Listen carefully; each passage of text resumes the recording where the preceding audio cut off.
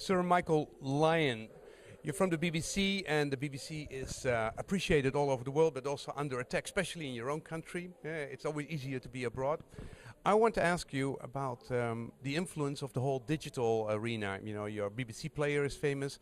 What influence, and the Facebook and the Twitter, what influence does the digital interaction have on the BBC? Well, your very question, I think, captures that the digital revolution has many different waves to it, doesn't it?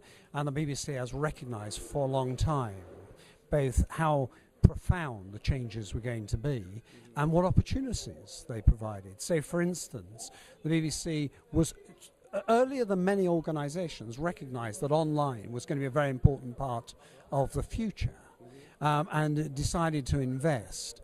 Now, you invested a lot, yeah, and you showed.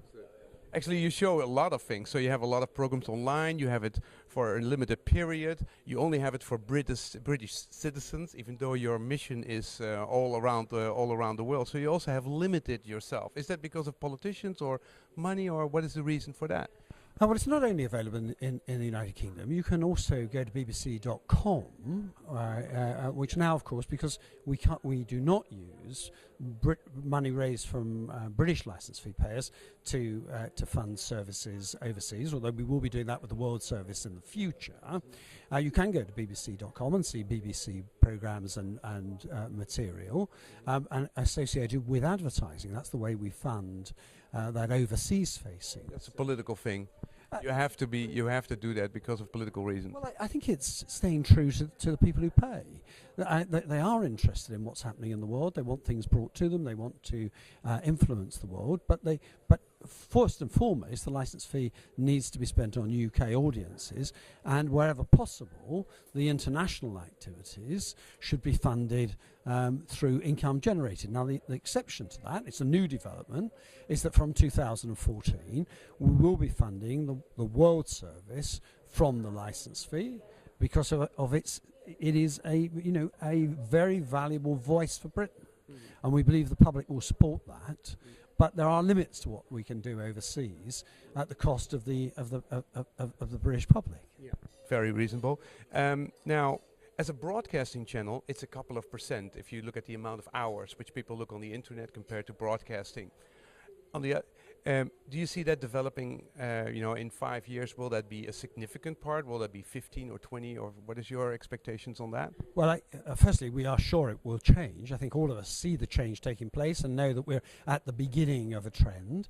I think the first conclusion that we've reached is that this movement, particularly in terms of time shift and viewing on demand, will probably take a little longer to develop than many people first thought.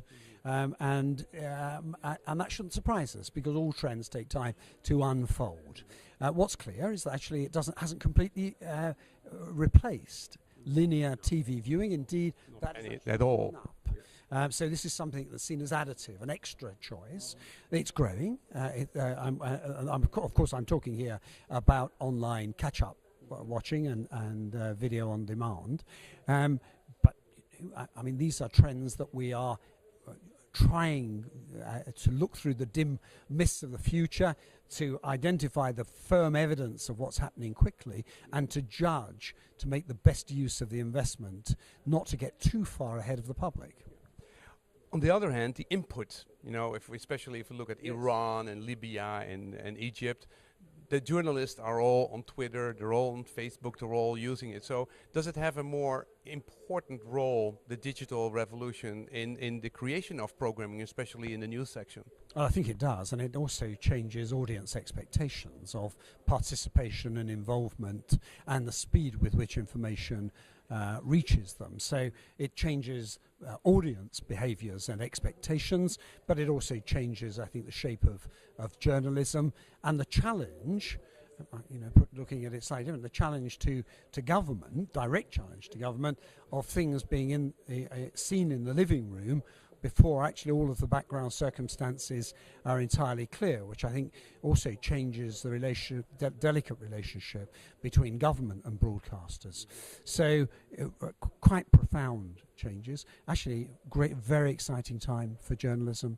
I think very exciting time for those. Lots of worries about how we fund journalism, but a very exciting time for the role of the professional journalist making their way through social networking and other inputs.